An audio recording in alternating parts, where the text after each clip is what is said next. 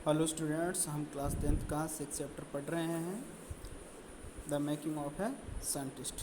इस चैप्टर में हमने पढ़ा कि एब्राइट ने किस तरीके से डीएनए की खोज की और किस तरीके से उन्होंने एक्सपेरिमेंट करके इसका पता लगाया। अब आगे पढ़ते हैं। इसमें Ebright and his college roommate James R Wong worked all day at night drawing pictures and constructing plastic models of molecules to show how it could happen। इसमें बताया गया है कि जब उन्होंने डीएनए की खोज कर ली थी तो उस समय पर उन्होंने एब्राइट और उनका जो क्लास साथी था, जो रूममेट था, यानी उन्हीं के रूम में रहता था, जेम्स आर वोंग उसका नाम था, उन दोनों ने सारे रात काम किया। और काम किस पर किया कि ड्राइंग पिक्चर्स, उन्होंने पिक्चर बनाई, मतलब चित्र बनाए इस चीज़ के। और उसके बाद में मॉलिक्यूल्स को मॉडल बनाए उन्होंने प्लास्टिक के, ये बताने के लिए कि ये कैसे कार्य करता है। Together they later wrote the paper that explain the theory. और उसके बाद में उन्होंने पेपर के ऊपर लिखा उस थ्योरी को, कि किस तरीके से डीएनए की क्या स्ट्रक्चर है, किस तरीके से कार्य करता है ये पूरा मॉडल। इस चीज़ को, इस पूरी थ्योरी को उन्होंने कागज़ पेन से कागज़ पे लिखा। Surprising no one who knew him, Richard Ebright graduated from Harvard with highest honor, second in his class of 1510। कोई भी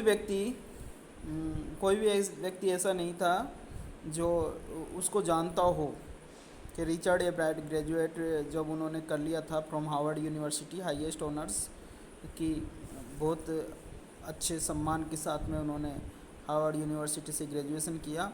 और उसके बाद में सेकंड आए वो पूरी क्लास में, 1510 की जो क्लास थी उसमें सेकंड स्थान उनको आया। तो कोई भी आदमी इस बात में आश्चर्य नहीं करेगा।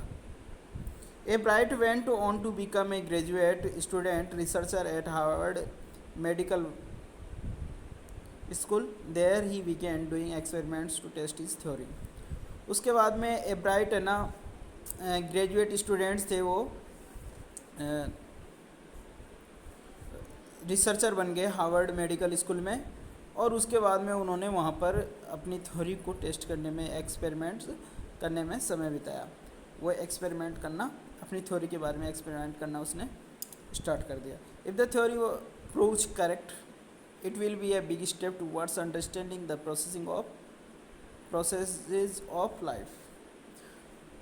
तो इसमें बताया गया है कि जब उन्होंने रिसर्च किया, टेस्ट की, अपनी जो थ्योरी बनाई थी डीएनए के बारे में, cell, the life of cell, इसके बारे में, तो यदि यह थ्योरी सही साबित होती है, सही निकलती है, तो यह जीवन के प्रोसेस को समझने में बहुत बड़ा कदम होगा। It might also lead to new ideas for preventing some types of cancer and other disease. और इसमें कहा गया है कि यदि इसके बारे में यदि सही ढंग से पता चल जाता है और तो जीवन के कई प्रोसेस के बारे में समझने को मिलेगा, तो इससे ये एक बेहतर आइडिया होगा, नया आइडिया होगा, किसको रोकने के लिए, preventing some types of cancer and other disease, कई तरीके के कैंसर और अन्य प्रकार की जो बीमारियां हैं उनको रोकने का एक नया आइडिया मिल जाएगा। All of this possible because of Ebright's scientific curiosity. और ये सब किसके कारण पॉसिबल हुआ है, किसके कारण संभव हुआ है, वो है एब्राइट्स साइंटिफिक क्यूरियोसिटी। जब मतलब एब्राइट में मान लो उसमें उत्सुकता नहीं होती साइंस के प्रति, तो ये सब कैसे पॉसिबल होता। क्योंकि वो जब बालक थे, बच्चे, जब वो 7वीं 8वीं कक्षा में पढ़ते थे, जब से उनमें साइंस के प्रति बड़ी जिज्ञासा थी। और इसी वजह से वो तितलियों को कलेक्ट करते गए, फिर उनके बारे में, उसके पुपा के बारे में उन्होंने जानकारी जुटाई, और तब जाकर के उनको सेल, लाइफ ऑफ सेल के बारे में पता चला, और उस तरीके से उन्होंने डीएनए की खोज की। तो यदि उनके अंदर ये जिज्ञासा नहीं होती तो साइंस में डीएनए नाम की कोई चीज़ का पता नहीं चलता। तो यही कहा जा सकता है कि ये इम्पोर्टेंट चीज़ है कि all of this is possible because of एब्राइट scientific curiosity. ये उनकी एक वैज्ञानिक उत्सुकता के कारण ही सब कुछ संभव हो पाया है। High school research into the purpose of the sports on A monarch Pupa eventually led him to his theory about cell life. कि जब वो हाई स्कूल में थे उस समय पर उन्होंने रिसर्च किए। उनका रिसर्च का जो उद्देश्य था कि मोनार्क पुपा पे जो स्पोर्ट्स होते हैं उनको उनके ऊपर वो रिसर्च कर रहे थे। तो ये चीज़ उनको कहाँ पर ले गई, इस चीज़ ने उनको सेल लाइफ के बारे में एक सिद्धांत दिया। यानी कि जब उनको सेल लाइफ के बारे में समझने का मौका मिला और उसके बाद में उन्होंने एक थ्योरी प्रतिपादित की। Rich Ebright has been interested in science since he first began collecting butterflies, but not so deeply that he hasn't time for other interests. Richard एब्राइट की शुरू से ही जब उनकी मतलब साइंस में रुचि थी, जब उन्होंने शुरुआत मतलब बटरफ्लाई को कलेक्ट करने में अपनी जिज्ञासा को प्रदर्शित किया।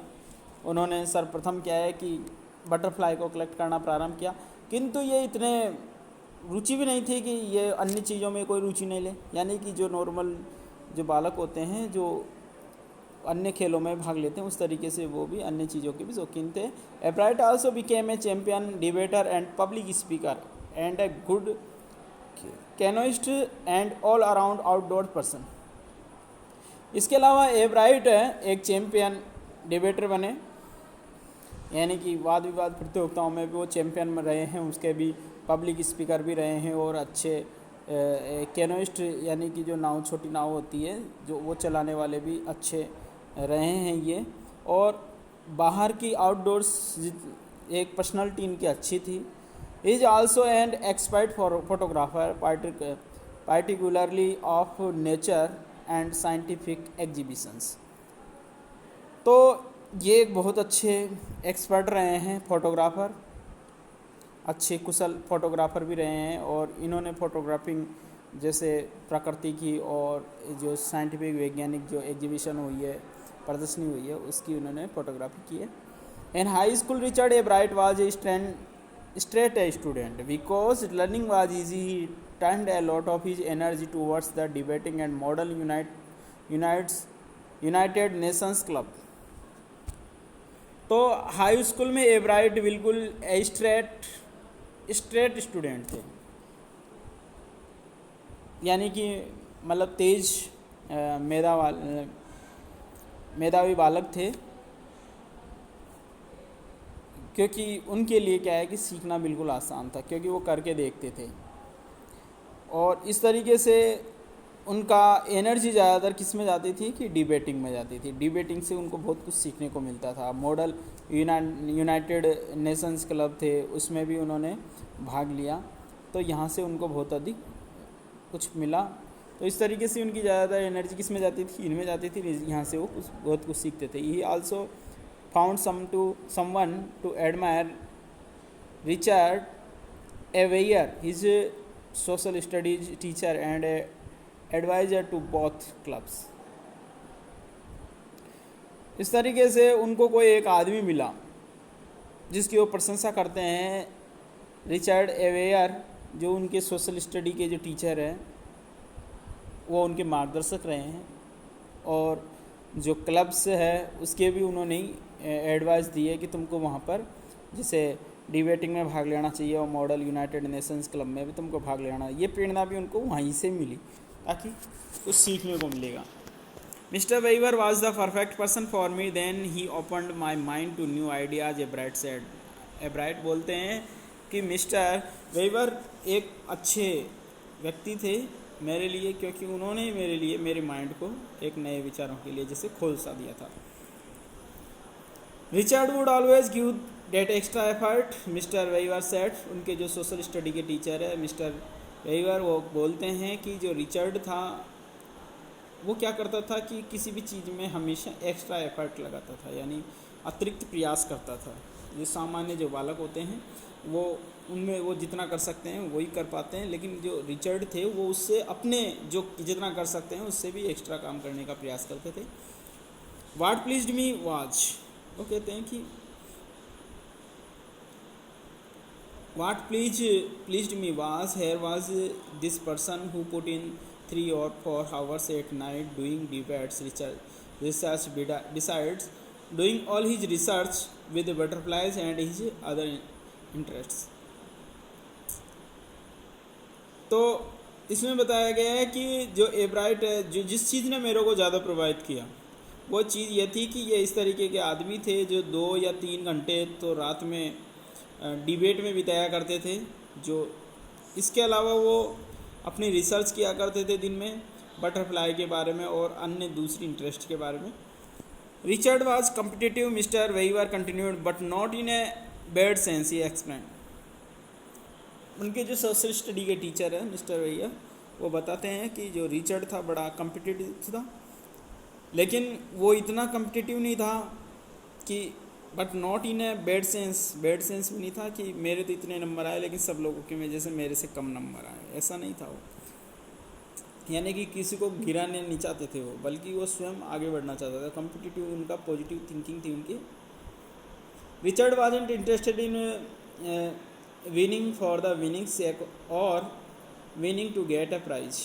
उनकी रिचर्ड की इंटरेस्ट इसमें नहीं था कि जीतना हो किसी के लिए या कोई प्राइज़ जीतना हो, ऐसे ही उनकी मतलब इच्छा नहीं थी.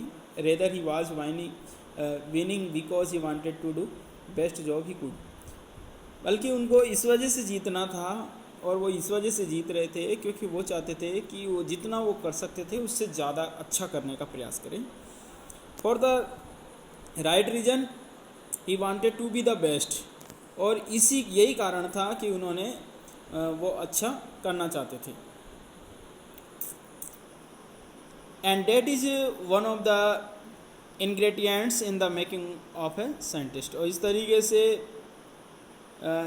ये चीज़ एक साइंटिस्ट बनने में एक अनोखा तत्व है, एक अनोखा चीज़ है. Start with A first rate minds. और क्या चीज़ें हैं कि सबसे पहले तो एक अच्छा दिमाग होना चाहिए, एक अच्छे दिमाग से स्टार्ट करना चाहिए, उसके बाद में ऐड क्यूरियोसिटी, और उसके बाद में अपनी जिज्ञासा को उसमें जोड़ दीजिए. And mix in the will to win for the right reason. और फिर एक अच्छे कारण के लिए जीतने की इच्छा को मिक्स कर दीजिए इसमें. तो ये चीज़ें हैं, ये तत्व हैं जो एक साइंटिस्ट बनने के लिए आवश्यक होती है.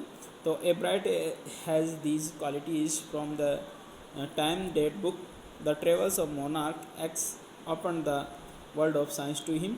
Richard Ebright has never lost his scientific curiosity. तो कहा गया है कि ये सब चीज़ें कि एक साइंटिस्ट बनने के लिए क्या क्या चीज़ें होनी चाहिए थी, ये सभी क्वालिटी एब्राइट में थी. और इस तरीके से जब से उन्होंने वो बुक पढ़ी थी ट्रेवल्स ऑफ मोनार्क एक्स, इस बुक ने उनके लिए संसार की जैसे पूरी साइंस को उनके सामने खोल दिया था. और इस तरीके से एब्राइट ने कभी भी has never lost his scientific curiosity, और इस तरीके से उन्होंने कभी भी अपनी साइंस के प्रति अपनी जिज्ञासा को उन्होंने कभी भी ख़त्म नहीं किया था.